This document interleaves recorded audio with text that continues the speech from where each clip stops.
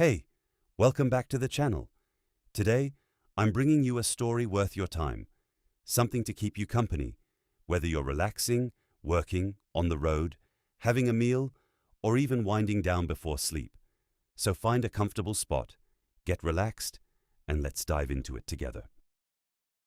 In 1938, a young Japanese mechanic poured everything he had, his savings, his family's jewelry, borrowed money from friends, into a workshop, convinced he had finally designed the perfect piston ring.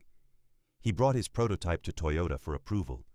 They rejected it, not once, but repeatedly, sending him back to the drawing board again and again while his money ran out and his workshop crumbled, quite literally, in an earthquake.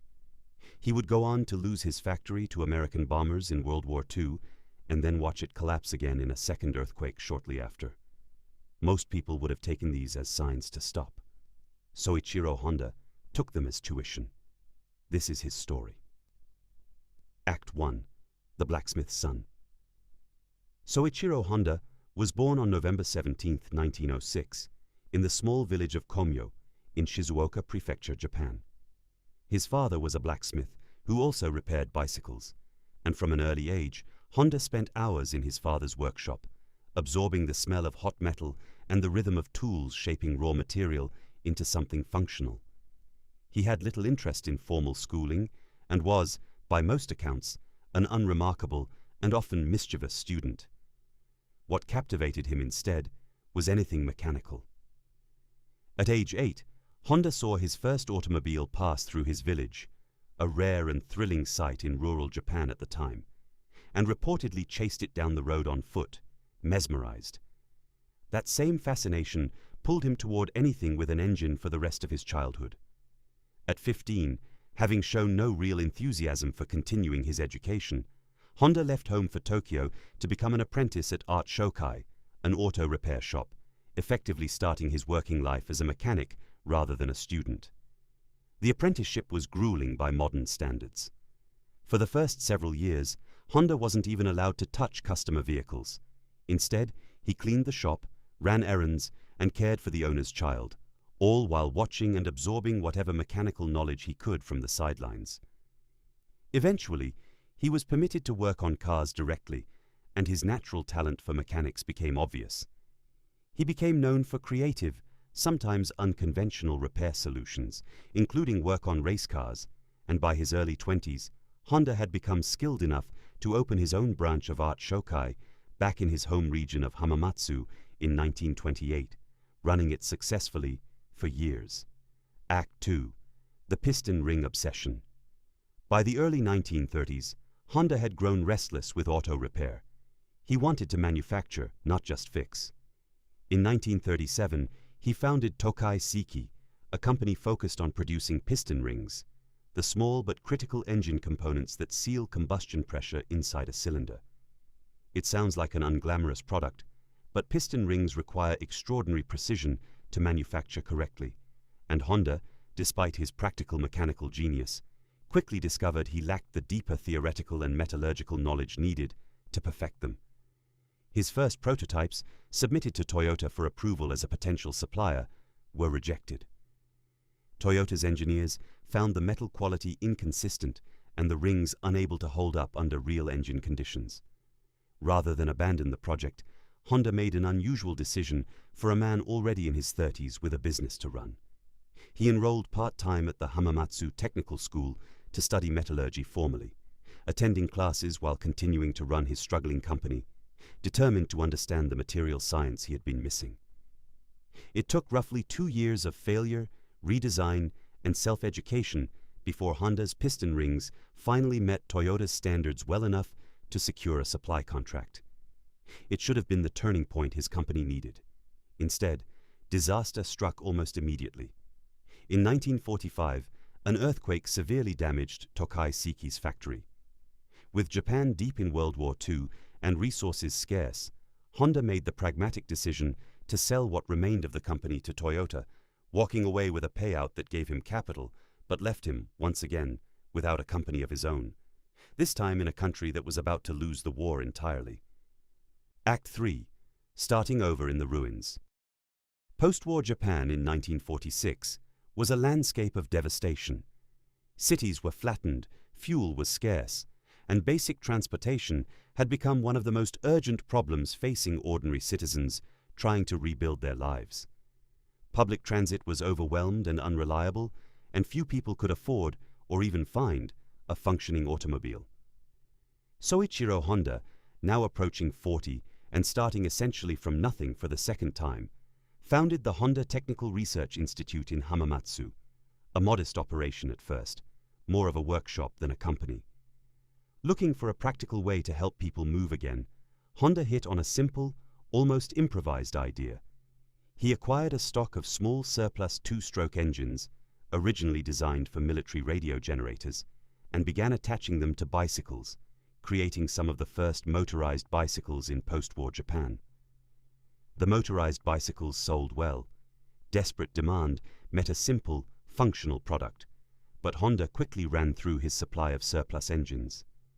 Rather than simply searching for more surplus stock, he made a decision that revealed the engineer's instinct that would define his entire career. He decided to design and manufacture his own engine, purpose-built for this application, rather than rely on adapted military leftovers. In 1947, the company produced its first original engine, the A-Type, and by 1949, an improved version called the D-Type, the company's first vehicle sold under the name that would soon become world-famous, Honda. Act 4.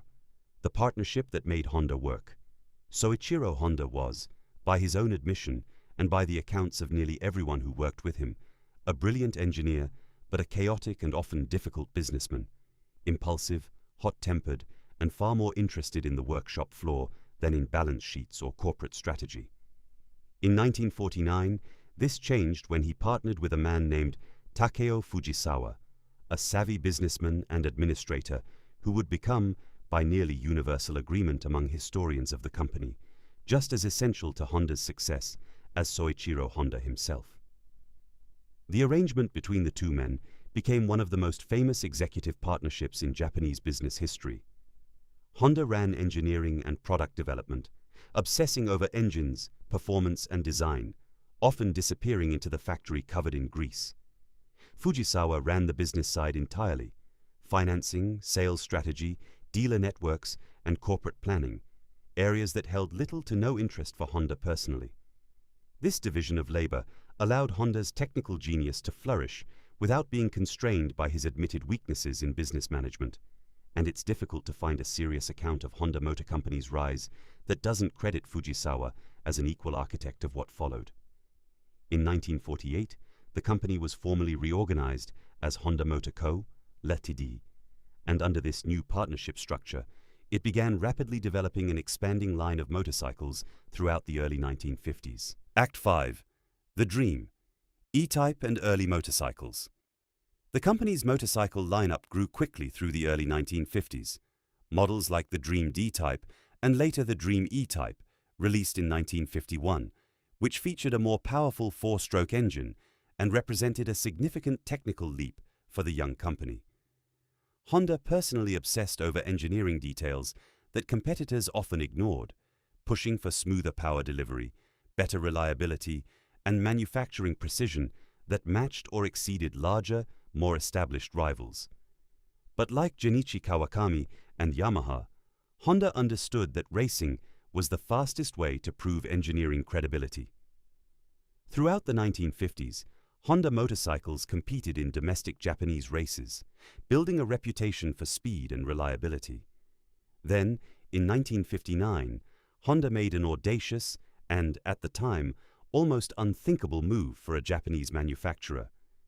The company entered the Isle of Man TT, widely considered the most prestigious and grueling motorcycle race in the world, dominated for decades by European manufacturers. Japanese motorcycles were, at that point, viewed with skepticism, even condescension, by much of the European racing establishment. Honda's team finished respectably in their first attempt, not winning, but proving they belonged on the same track as the established European brands. It took only a few more years of relentless engineering refinement before Honda motorcycles began winning outright. By the mid-1960s, Honda had become a dominant force in international motorcycle racing, and that racing success translated directly into consumer trust and skyrocketing sales worldwide. In 1958, Honda released what would become one of the most consequential vehicles in the company's history, the Super Cub, a lightweight, easy-to-ride, remarkably fuel-efficient motorcycle designed for practical, everyday transportation rather than speed or sport.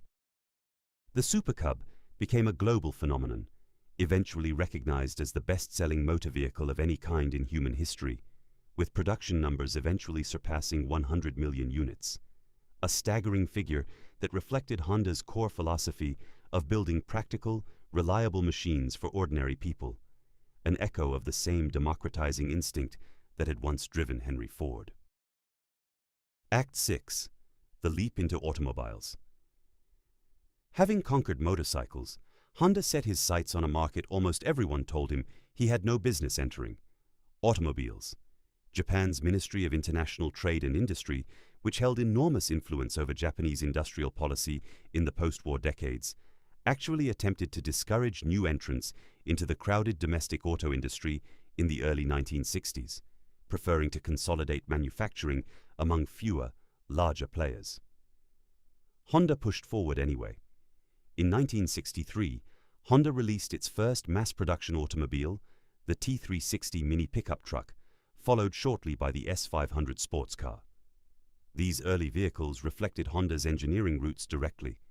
The company applied high-revving, motorcycle-derived engine technology to its car designs, producing automobiles that were smaller and more performance-oriented than typical family sedans of the era, distinct from what other Japanese automakers were building. Throughout the following decades, Honda expanded aggressively into international markets, including a particularly significant and successful push into the United States starting in the late 1960s and accelerating through the 1970s. The company's reputation for engineering excellence, fuel efficiency, and reliability, arriving at precisely the moment global oil crises made fuel-efficient vehicles suddenly essential rather than optional, helped Honda automobiles gain enormous traction with American consumers, eventually establishing Honda as one of the most respected automotive brands in the world, a remarkable achievement for a company that, less than 3 decades earlier, had been attaching military surplus engines to bicycles in a bombed-out corner of Japan. Act 7. Philosophy and Leadership. Soichiro Honda was known throughout his career for an unusually hands-on, informal leadership style, especially by the standards of traditional Japanese corporate culture. He was frequently found on factory floors in oil-stained overalls rather than in a boardroom in a suit, and he was famous for personally testing vehicles and pushing back hard on ideas he believed compromised engineering quality, regardless of whose idea it was or what their rank in the company happened to be. He was also known for a philosophy that valued failure as a necessary and even valuable part of the engineering process rather than something to be feared or hidden. Honda reportedly said that success represents only a small fraction of work, built upon a much larger foundation of failures and reflection, a mindset he lived out personally, given his own path through rejected piston rings, earthquake-destroyed factories, and years of financial struggle before Honda Motor Company became a global force. He pushed engineers under him to experiment boldly, take real risks, and view mistakes as data rather than shame, an approach that stood in some contrast to more rigid, hierarchical corporate cultures common in Japanese business at the time. Act 8. Legacy. Soichiro Honda retired from active management of Honda Motor Company in 1973, deliberately stepping back relatively early and, notably, without installing a family member as his successor, an unusual choice in an era when many Japanese companies remained tightly controlled by founding families. He remained involved with the company in an advisory capacity for years afterward, but largely stepped out of daily operations, entrusting the company's future to professional management rather than personal legacy. He died on August 5, 1991, at the age of 84. By the time of his death, Honda Motor Company had grown into one of the largest and most respected automobile and motorcycle manufacturers on the planet, and remains, to this day, the world's largest motorcycle manufacturer by volume, alongside a globally respected automobile and engine business, spanning everything from compact cars to jet aircraft engines. Closing reflection.